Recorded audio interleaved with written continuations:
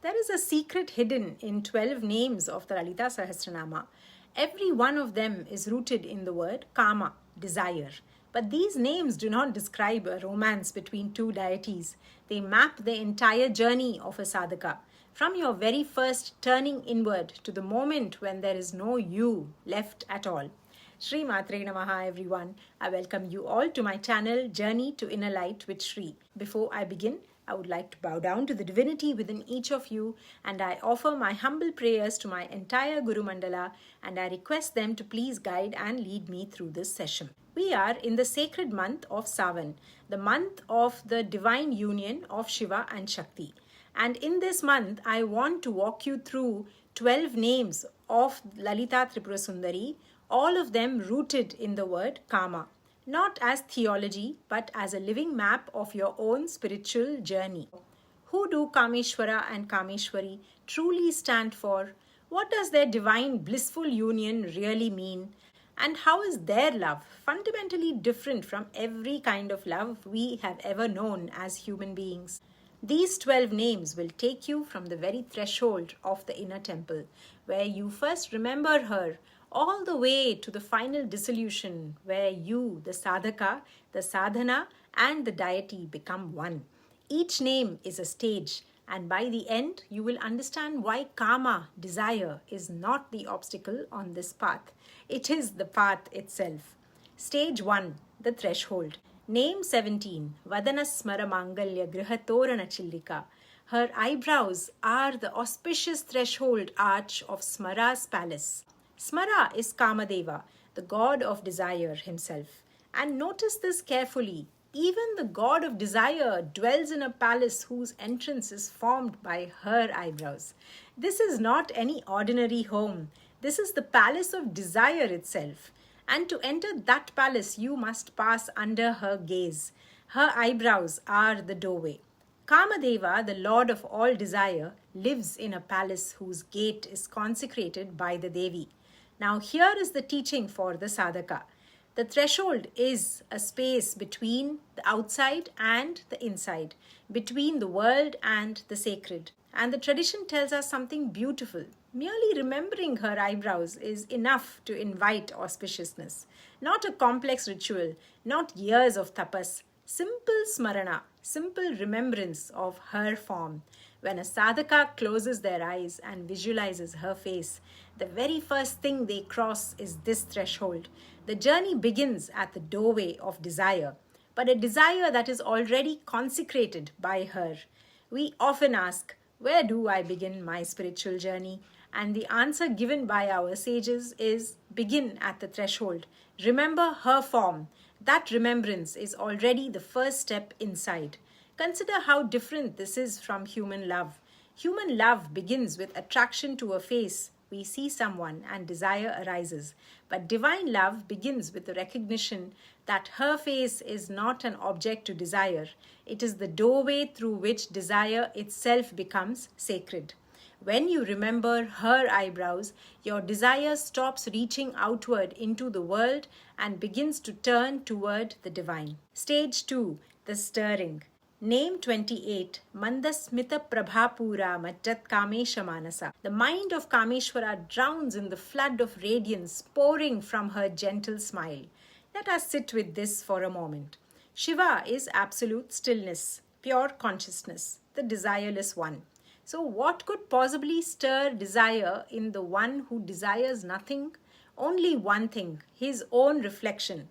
Shakti is Shiva's Vimarsha, his power of self-reflection. She is the mirror in which he sees himself. And that very seeing is desire. The moment pure consciousness beholds itself, the first spandana, the first throb arises. That throb is Kama, and that throb is the beginning of all creation. In Kashmir Shaivism and in Sri Vidya, we call this Ichha Shakti, the will to manifest. And it arises the instant Shiva recognizes himself through Shakti. So Kameshwara is not desiring something outside of himself. He is stirred by his own Shakti, his own power of self-recognition. Her gentle smile is the Vimarsha that awakens Ichha. Now what does this mean for you as the sadhaka? Before you can seek the divine, there must be a first stirring, that quiet restlessness, that feeling that there is something more than this material life, that inner pull that will not leave you alone. That is Ichha Shakti awakening within you. The sadhaka's first desire for liberation is not ego. It is Shakti stirring Shiva within your own being. Human desire is always for an object separate from the self. But divine desire is the self recognizing the self. And that recognition is the very first movement of creation. Stage 3, the vow. Name 30. Kamesha Baddha Mangalya Sutra Shobhita Kandhara. Her neck is adorned with the Mangal Sutra, the auspicious thread tied by Kameshwara himself. The Mangal Sutra is the visible sign of an invisible vow. Kameshwara ties it, the divine extends the thread, and she wears it. Shakti receives the bond and wears it as an ornament. This is the moment of mutual commitment. For a sadhaka, this name marks the turning point. You have stood at the threshold, you have remembered her form, you have felt the first stirring, the awakening of Ichha Shakti, and now you tie the knot, you make the vow. This is the moment you say to yourself, I will know my own inner light. I will seek Shiva within. You take Diksha, you make a Sankalpa. You are no longer a casual seeker. You have bound yourself to the path. And notice the beautiful detail. The thread shines on her neck, Shobhita. When the sadhaka commits, the commitment itself becomes an ornament. The discipline is not a burden, it adorns you. Human commitments so often become chains, but this bond liberates because it is tied by Kameshwara himself. It is a bond to freedom. Stage 4, the offering of nourishment. Name 33, Kameshwara Prema Ratna Mani Pratipanastani. She who offers her 2 jewel-like breasts in exchange for the invaluable gem of Kameshwara's love. Now let us not reduce this name to physical imagery. In Sri Vidya, the divine form is always a map of consciousness and of cosmic function.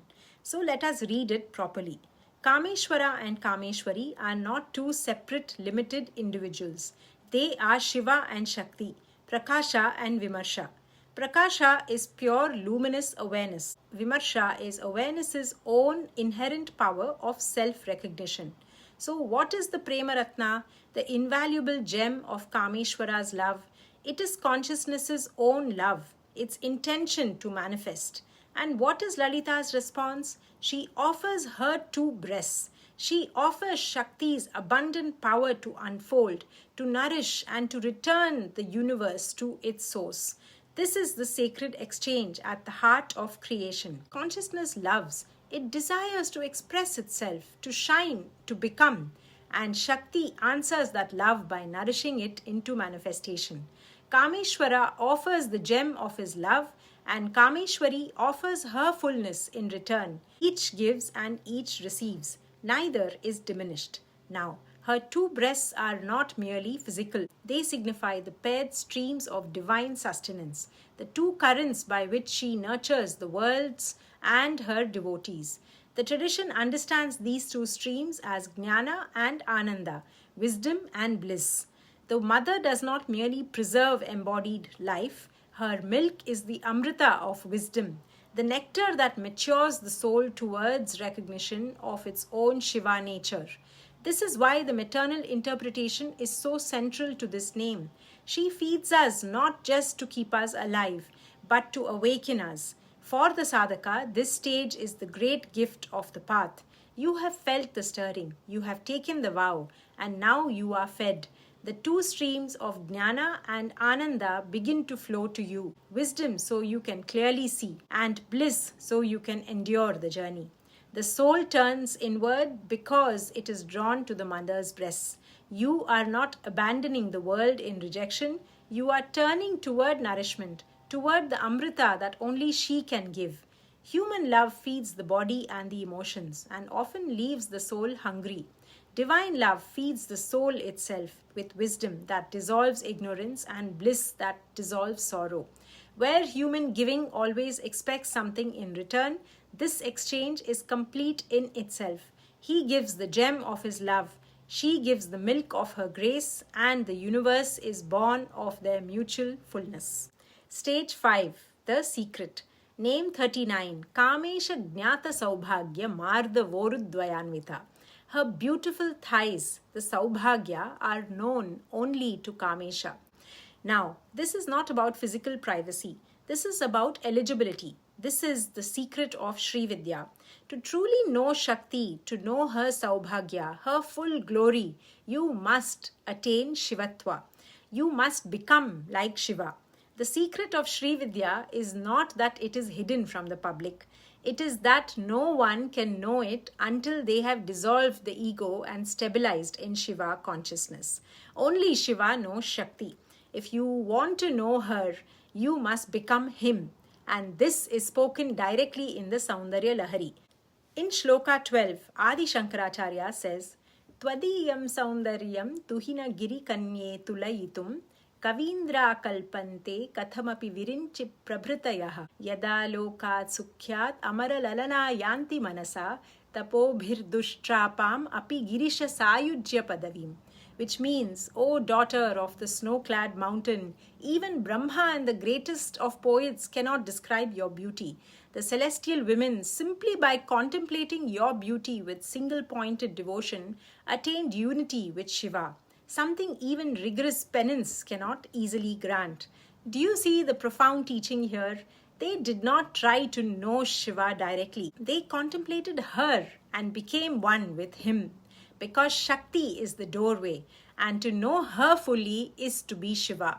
The secret reveals itself only at that stage.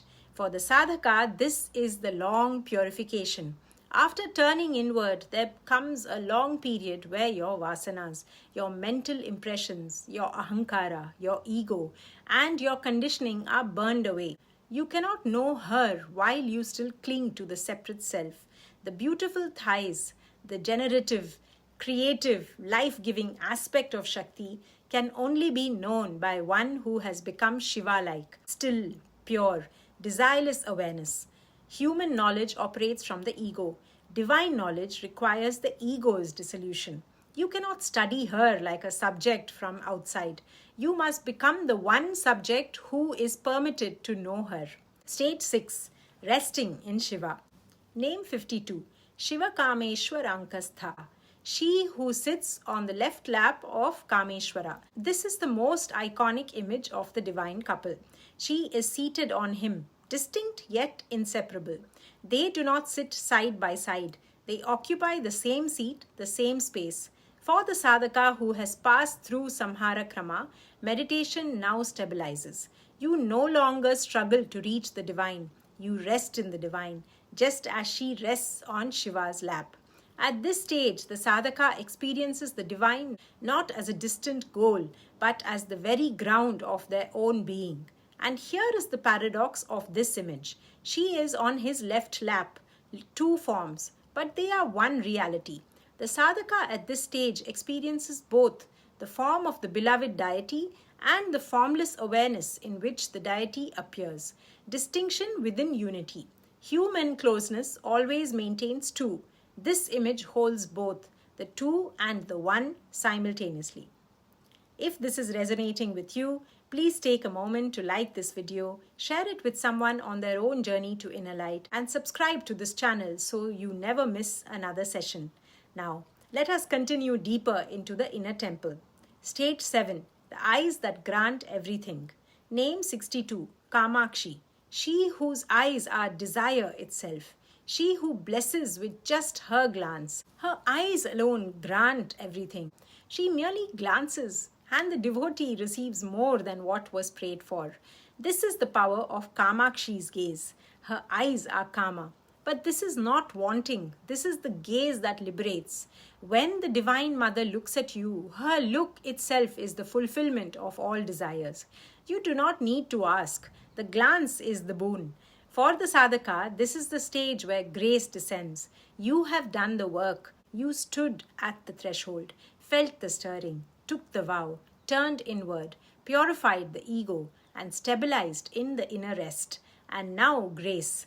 Kamakshi simply looks and your remaining obstacles dissolve. You do not earn this glance, it is given. Human benefactors calculate what you deserve and give accordingly. But Kamakshi's eyes give beyond measure, beyond deserving, with a single glance. Stage 8. Desire refined. Name 63. Kamadayini. She who fulfills desires. She who grants Kama. This is the sister name to Kamakshi. First she glances and grants. Then she fulfills. But what does she actually grant? Here is the profound teaching. Kamadayini does not simply give you whatever you want. She refines your desires until they are aligned with your highest purpose, which is liberation itself. The desires she fulfills are the ones that lead to her. The sadhaka still has desires. Even an advanced sadhaka has remaining vasanas. Kamadayini does not suppress them. She fulfills them. And in the fulfillment, the desire itself is transmuted. The desire for worldly things becomes the desire for her darshan. The desire for recognition becomes the desire to recognize her in all beings. Desire is not killed. It is turned Godward.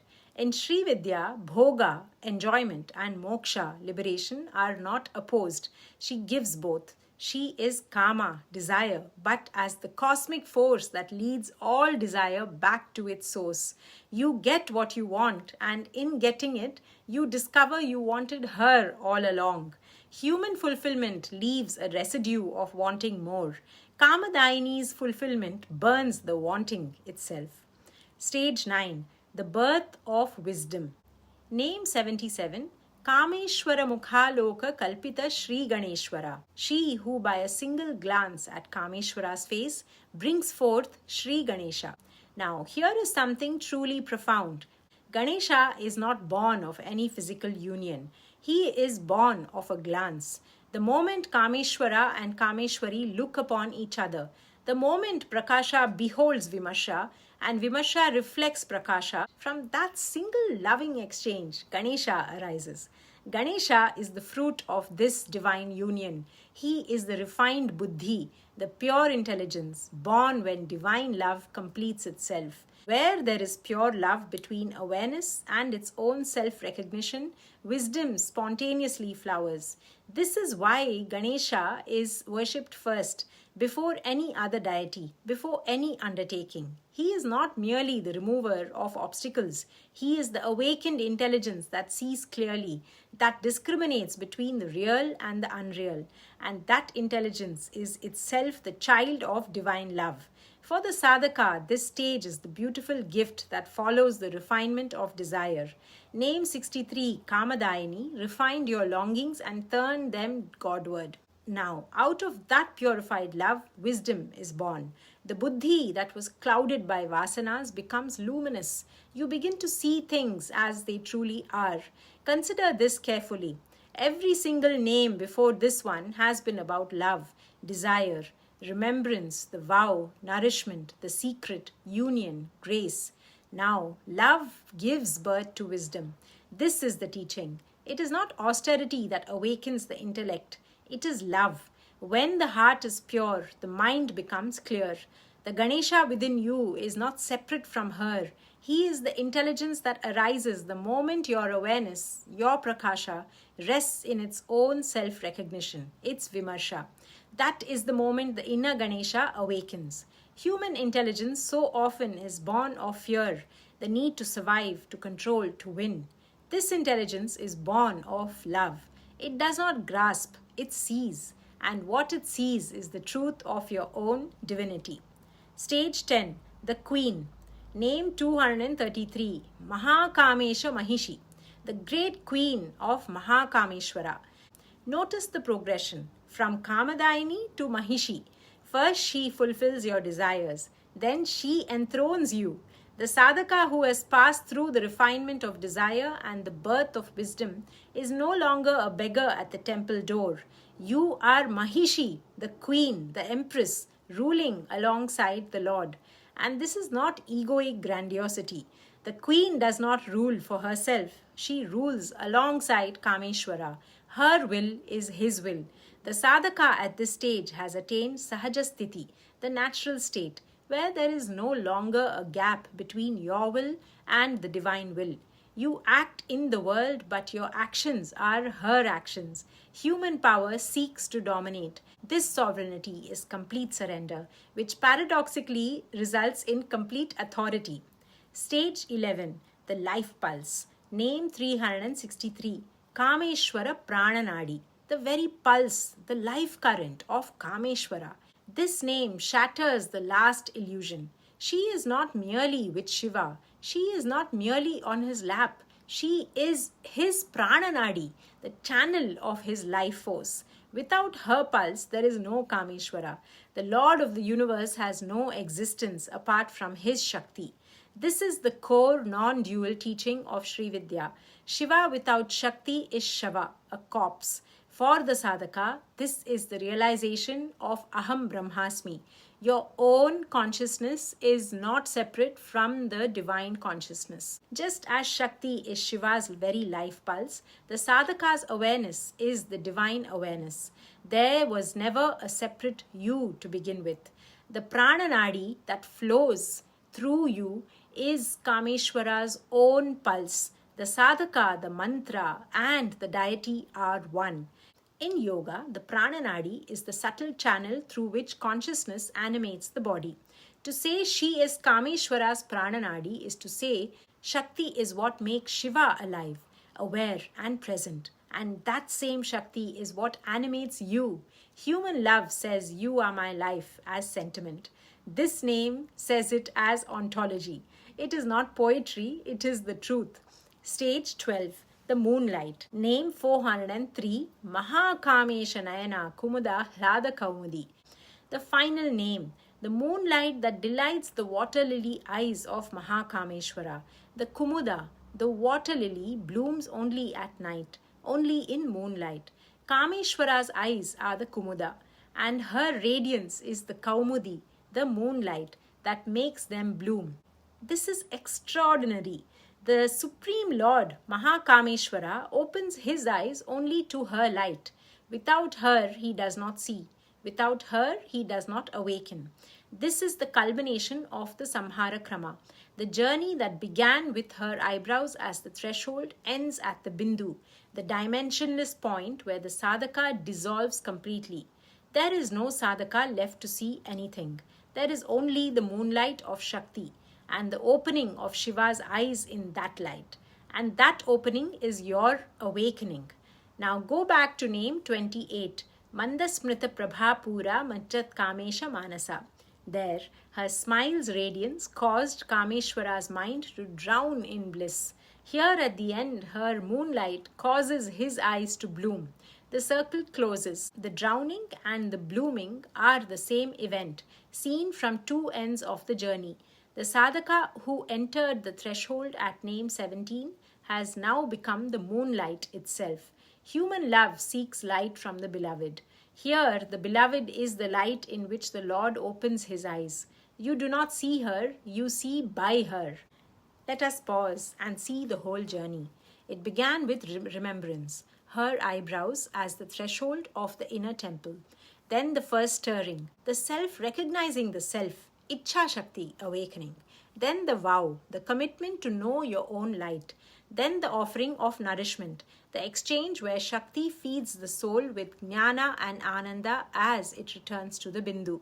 Then the long purification, because to know her you must become like Shiva. Then resting in the divine, distinction within unity. Then grace, her glance granting everything. Then the refinement of desire, Kamadayini turning every longing Godward. Then the birth of wisdom, Ganesha, the pure intelligence, flowering from divine love. Then sovereignty, ruling alongside the Lord. Then realization, she is the life pulse and there is no separate self. And then finally dissolution, the moonlight in which Shiva opens his eyes. The 12 names began with Kama, with desire, and they ended with the total dissolution of the one who desires. Desire was never the obstacle, it was the fuel. When desire is aligned to the divine will, it carries you from the threshold all the way to the Bindu. Kama becomes Kameshwara and Kameshwari, not two lovers, but the single pulse of reality knowing itself. And between them, love gives birth to wisdom, to Ganesha, the one who clears the path home. And in this sacred month of Sawan, I invite you to ask yourself, where are you on this journey? Still at the threshold, remembering her, feeling the first stirring, turning inward, drawn to the mother's nourishment? Has the inner Ganesha awakened within you? Wherever you are, the next name is waiting. As you chant these 12 names, do not imagine two deities sitting on Mount Kailash. See them as stages of your own consciousness returning to its source. Shiva is the silence, Shakti is the song, and you, the sadhaka, are the breath that makes the song possible. That was it for today. I hope you learned a new perspective which will help you in your own journey to inner light. If you like this video, please like, share, and subscribe for more. Love and light, Shri.